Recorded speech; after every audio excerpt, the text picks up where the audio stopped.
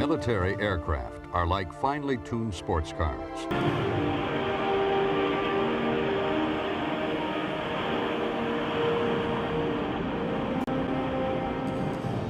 These are true stories of getting an aircraft home, whatever it takes.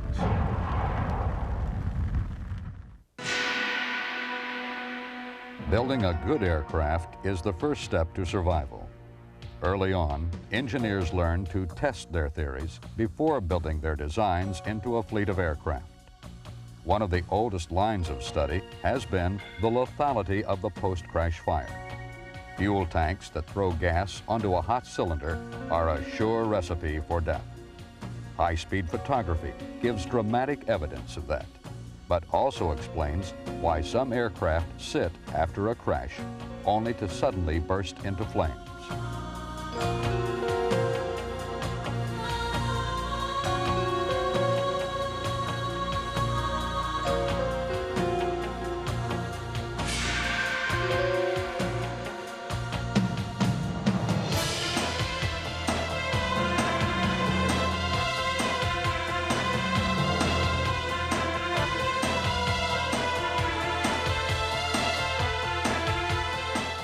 Newer theories led to testing that made it necessary to crash a Boeing 707.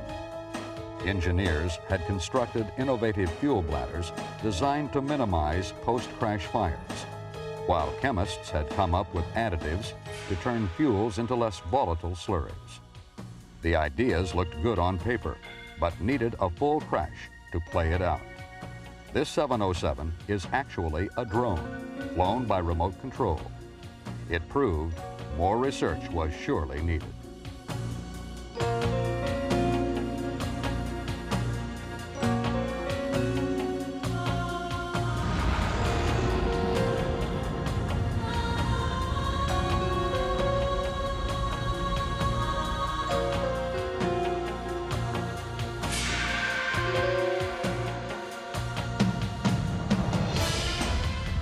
This fire is no experiment. A NASA Convair aborted a takeoff and was engulfed in flames on the runway at March Air Force Base.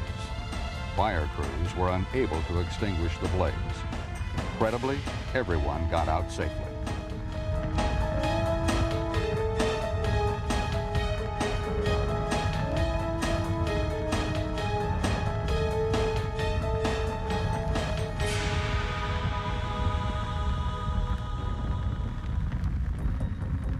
Testing often leads to some dramatic footage. Edwards Air Force Base has elaborate test facilities for missile boosters. After weeks of intense preparation, a booster is fueled and fired, only to destruct in a matter of seconds. This nighttime explosion left a massive cavity at the base of the test stand pit.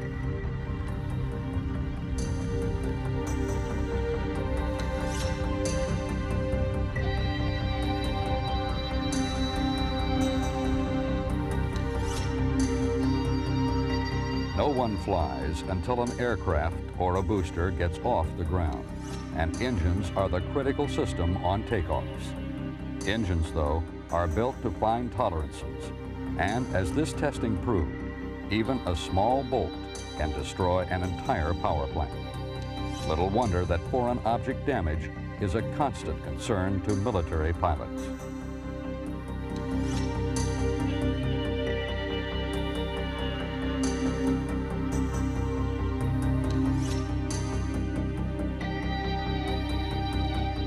Successfully launching and flying missiles often prove to be elusive. Early experimental flights were sometimes comic, oftentimes dramatic. Once the controllability problems were solved, however, each of the missiles shown here became fleet weapons for the United States Navy. They were eventually deployed on submarines, surface ships, or both.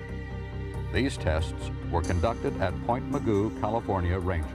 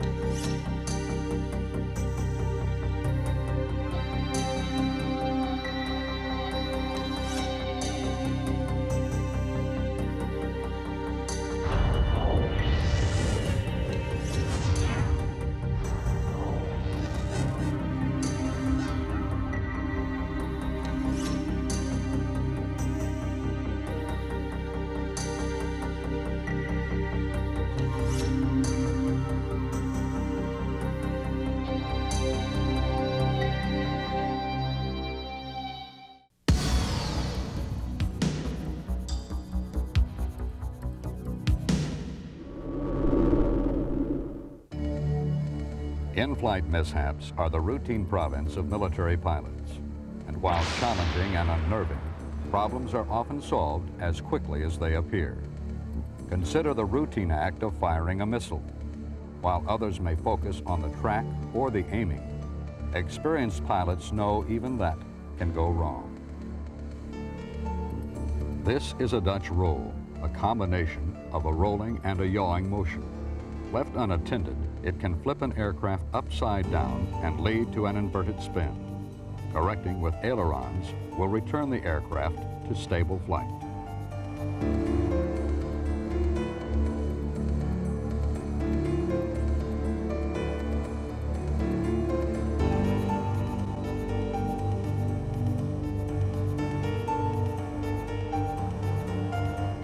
One of the most dramatic mishap sequences ever captured on tape is this engine flameout in an F-16. What makes it so unique is that the entire recording was released unedited. You will hear it as it actually happened. The images you see are from the multifunction display inside the stricken F-16. This two-ship attempts to divert to Naval Air Station Glenview.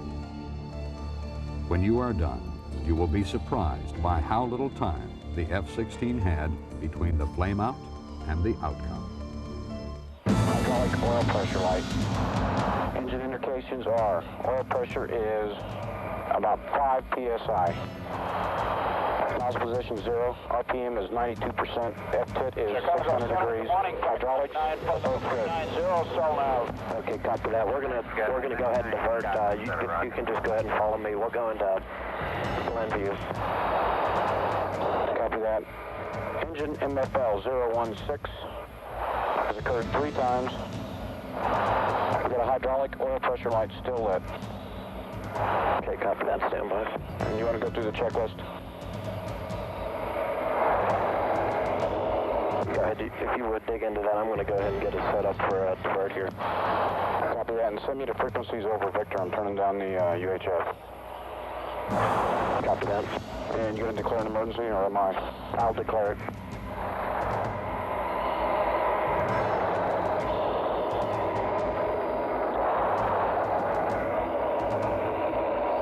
Looks like Italy's out of there.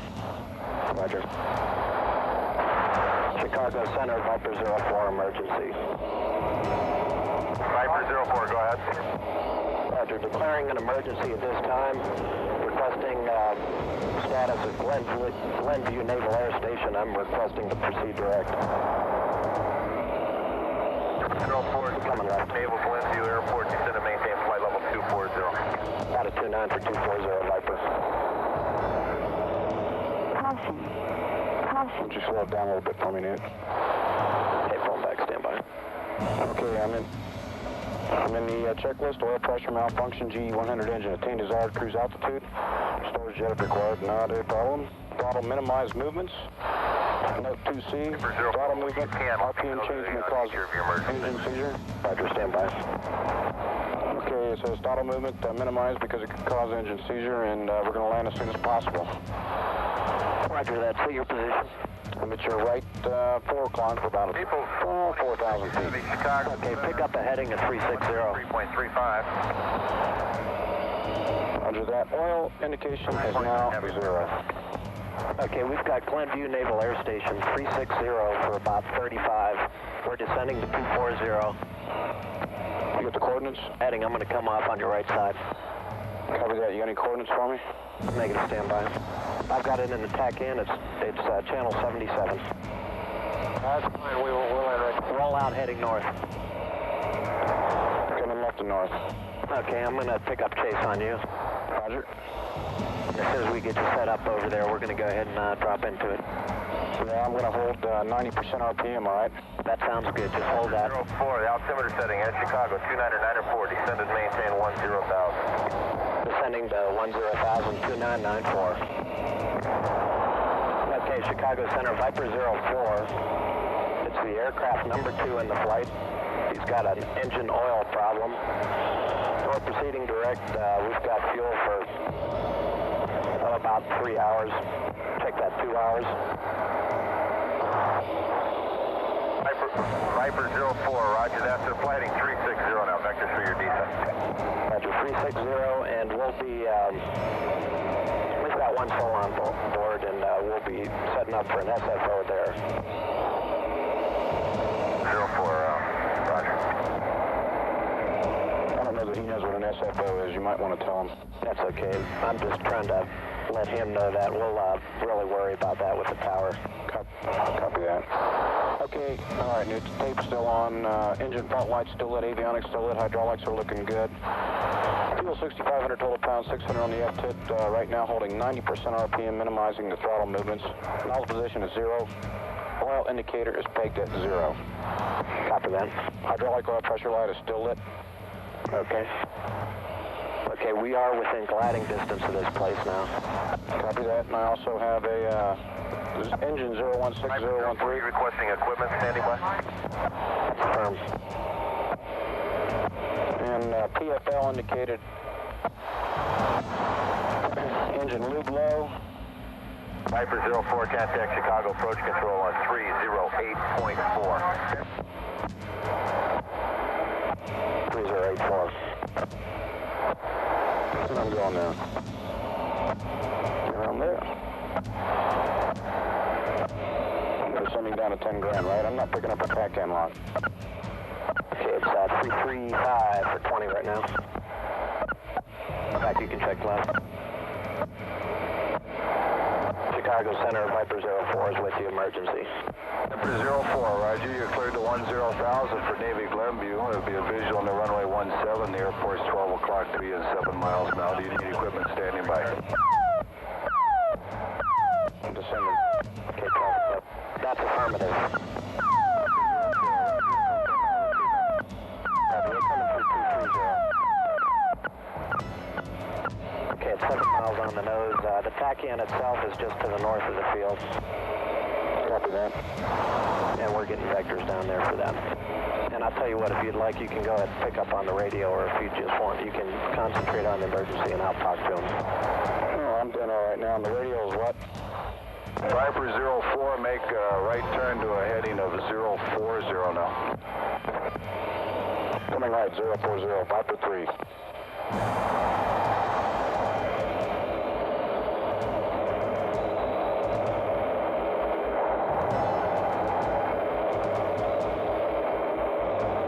Runway is 17. It's 8,000 feet long, 198 feet wide. It does have barriers. Copy all. Viper 04, I want you to descend to 3,000 feet now. Viper 03 is in the lead with the emergency. 04 is chase. I'm out of 14 down to 3. Okay, Vince, set up for an SFO if you would. Okay, am I in communications with 03 or 04? We're now talking to the emergency aircraft at 03.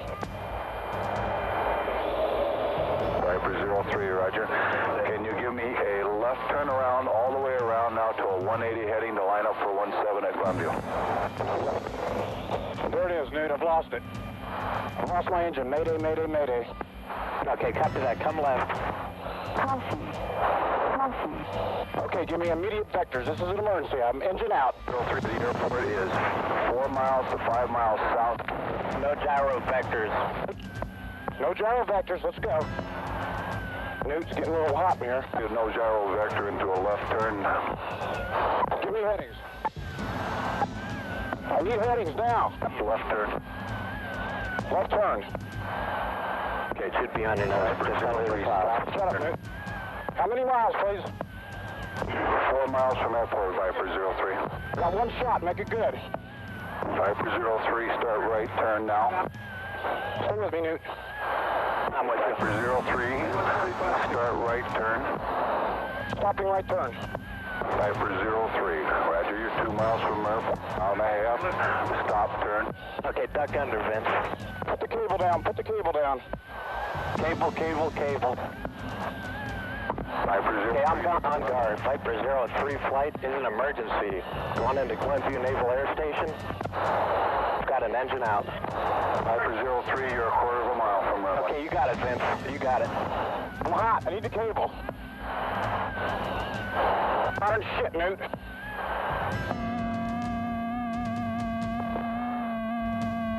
Shit hot. Warning. Okay, the hook is down. Warning. Warning. Hook's down.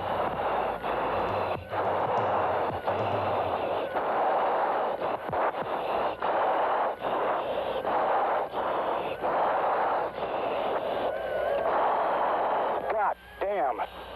Shit hot fence. Man, I thought I was gone. You're in there, bud. Good job. Where you? I need equipment. Was a right turn off the runway. Looks like you got down just fine. Thanks a lot. You guys, I owe you a case of beer. My aircraft on guard with the emergency music 31. Do you need any assistance? Yeah, I don't have an engine. Have to call Glenview or something. Okay, Vince, you can call up the tower. The tower frequency is 340.2. Copy that. Guys, thanks for all your help. I owe you. Come on, Vinny. Okay, I'll come down and join you in a little bit, Vince. That's it, Newt. It stopped. Shit hot.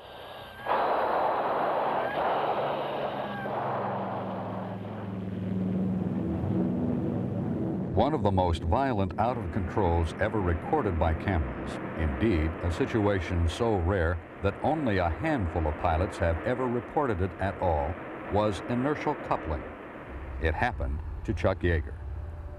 Yeager's X-1A simultaneously lost control on all three axes of flight: yaw, pitch, and roll. Inertial coupling was a phenomenon discovered at speeds above Mach 2.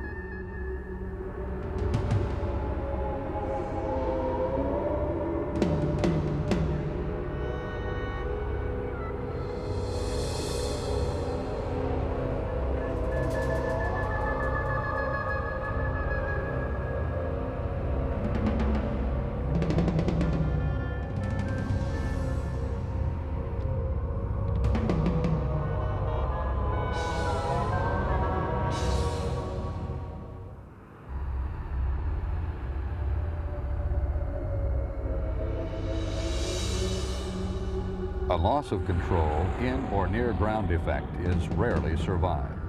Film of the horrifying so-called Sabre dance of the F-100 Super Sabre is well known. New footage, recently recovered, contains the first completely unedited version of the crash and the ensuing rescue efforts.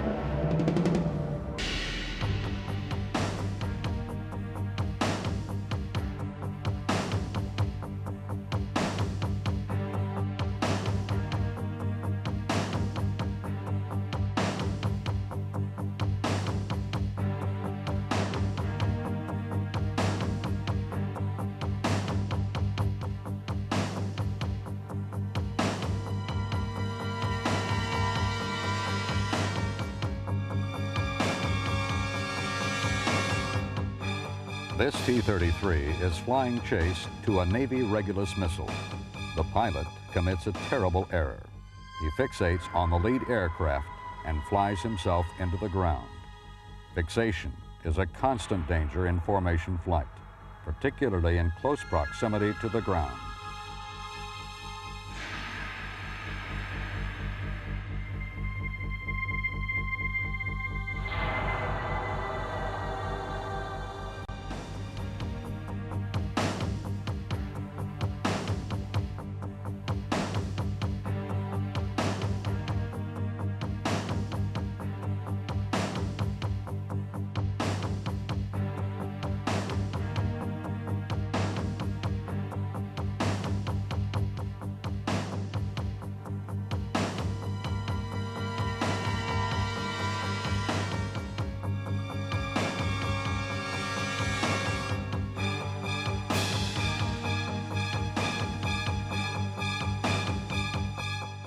This A-10 Warthog loses control at an air show.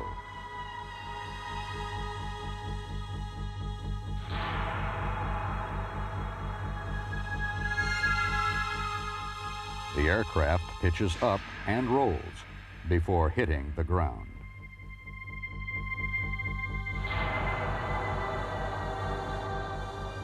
These two aircraft go in so quickly that little detail can be seen that would assist crash investigators. What they do remind pilots is that punching out early is a lesson well learned. Emergencies accelerate into high G out of controls all too quickly. Replays in slow motion help clarify the incidents.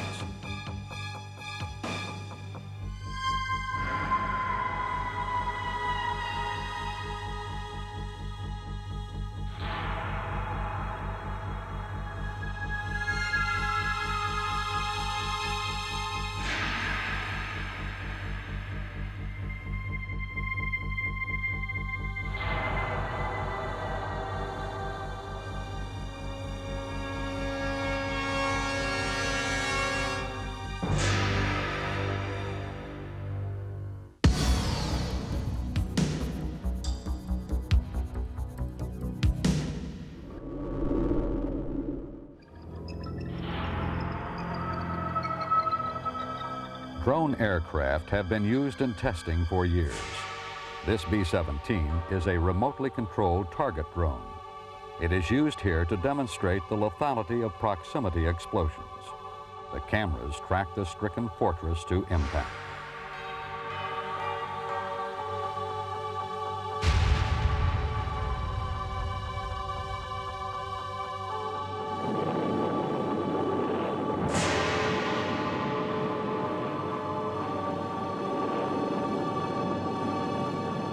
Pilots ultimately put the most imaginative engineering ideas to the test.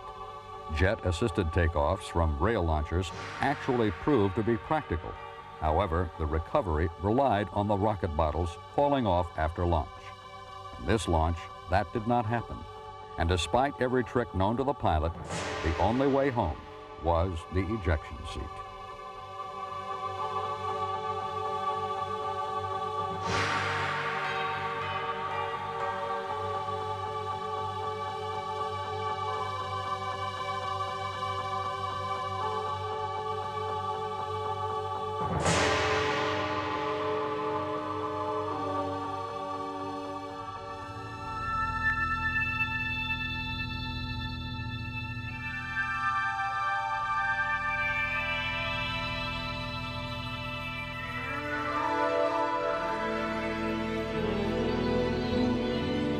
High-speed photography helps engineers see how elements of a system operate and interrelate, or in this case, how a drag chute on an F-16 unfolds.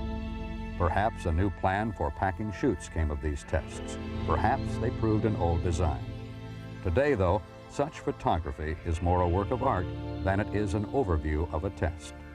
After all, how you see something is often as interesting as what you see.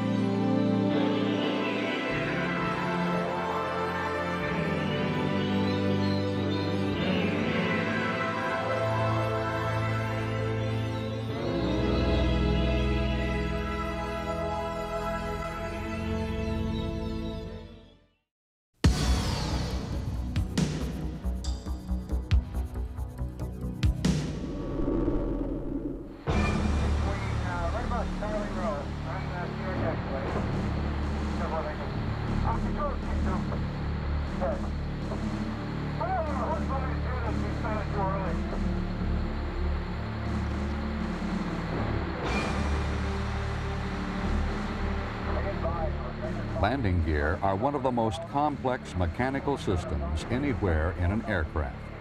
A mere quarter-inch out of alignment, and gear can fail to come down.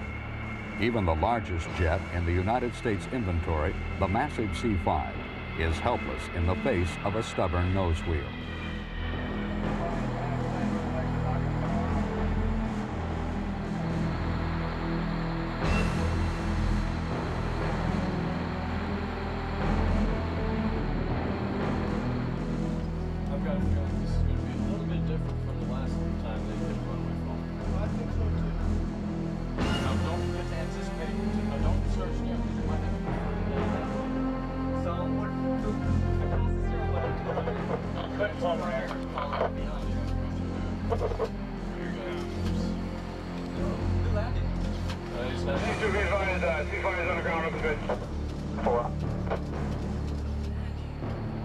Chief 2 from tower, you may follow the aircraft off course.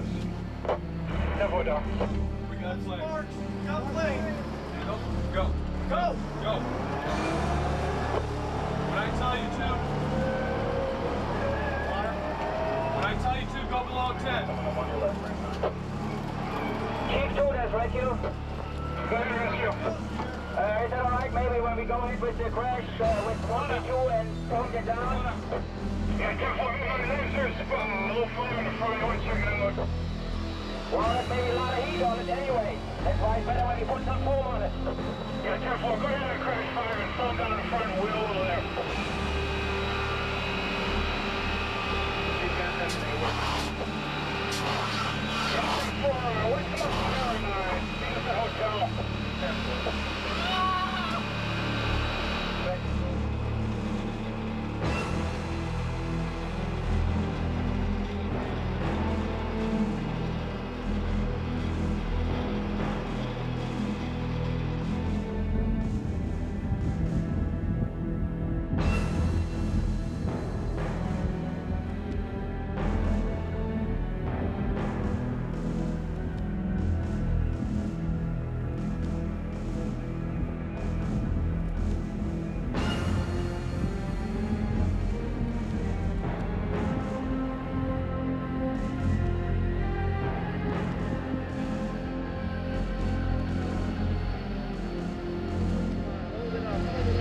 That's it, come on.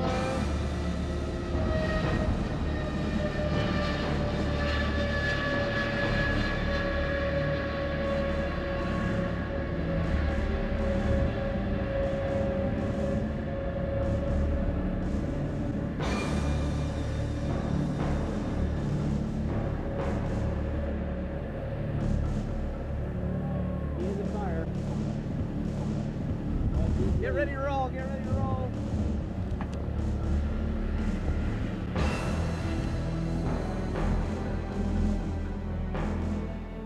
This old Connie used the expanse of Rogers Dry Lake to shoot a successful gear-up landing.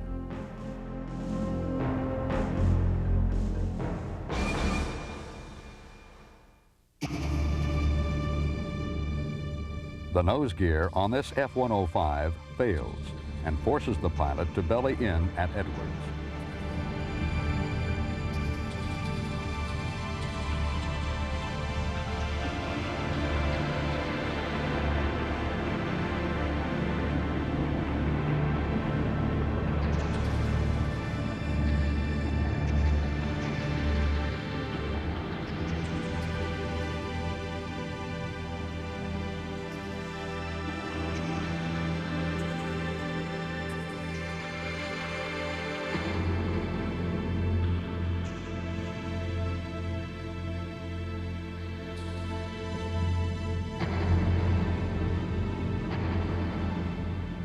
Fighter bombers like the Thud disguise the fact that they are actually large jets, as is obvious during this post-crash walk-around.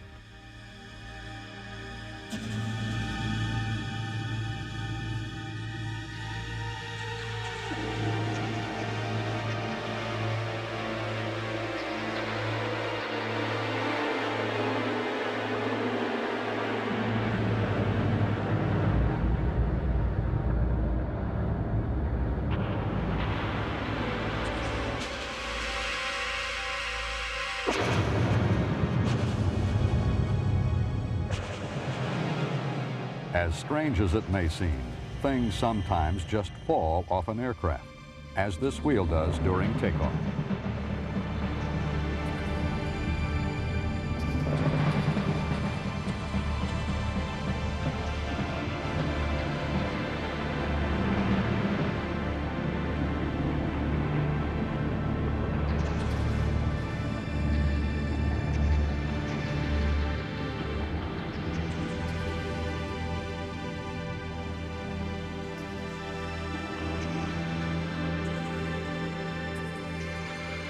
An unusual situation presented itself to the pilot and crew of a KC-135. The refueling boom failed to retract and secure for landing. On a tanker like this, the boom is connected directly into every fuel cell in the fuselage. It is like the fuse on a firecracker. In this case, it did not ignite.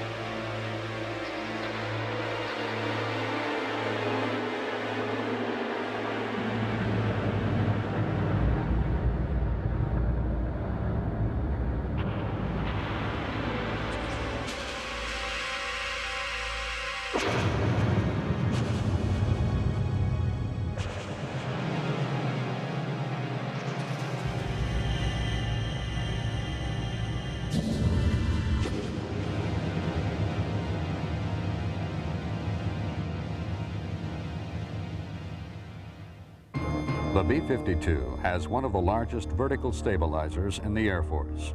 Flying without a tail, as the textbooks and the instructors will tell you, is impossible. Not to this crew. Getting home led to an imaginative alternative, using the speed brakes on the wing for rudder authority. You see it here, despite the poor quality of the footage, landing safely at Edwards.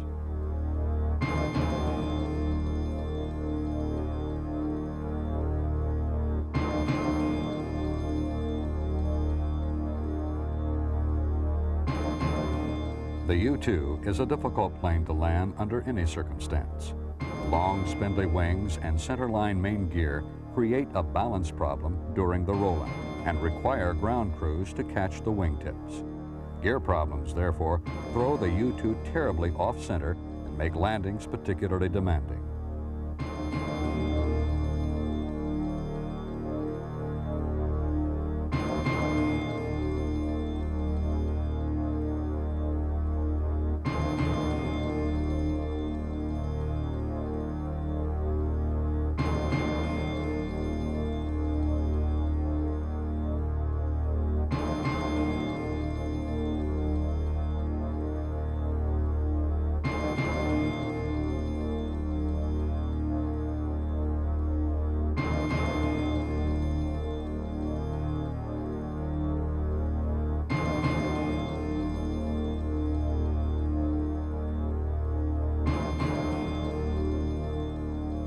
This gear-up landing shows one prop spinning and one feathered.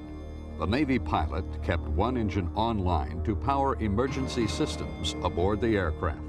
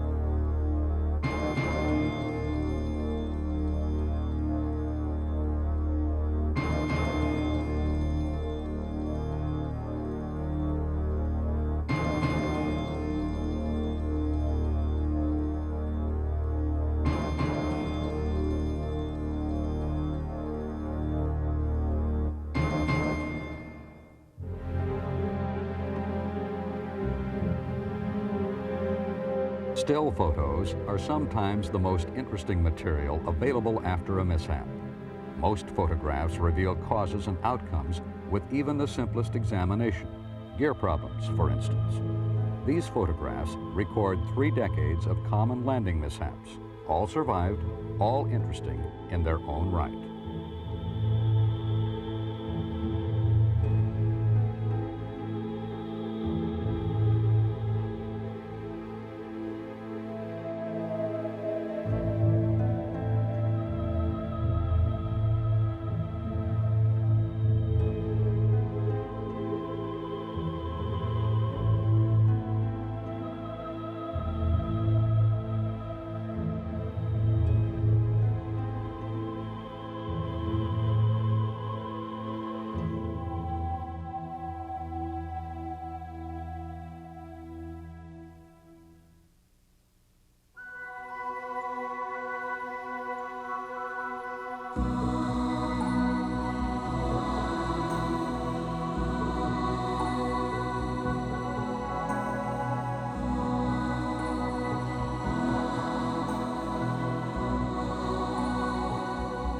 Pilots combine intuition with training, senses with instrumentation. They possess almost superhuman powers in a cockpit, powers magnified by the proximity to ever-present danger. They smell, listen, watch, and feel with unusual clarity. It is nothing a pilot can ask for, nor is it anything they can control. But when an emergency strikes, it is the key ingredient that takes them to the problem, isolates a solution, and gets them home again, whatever it takes.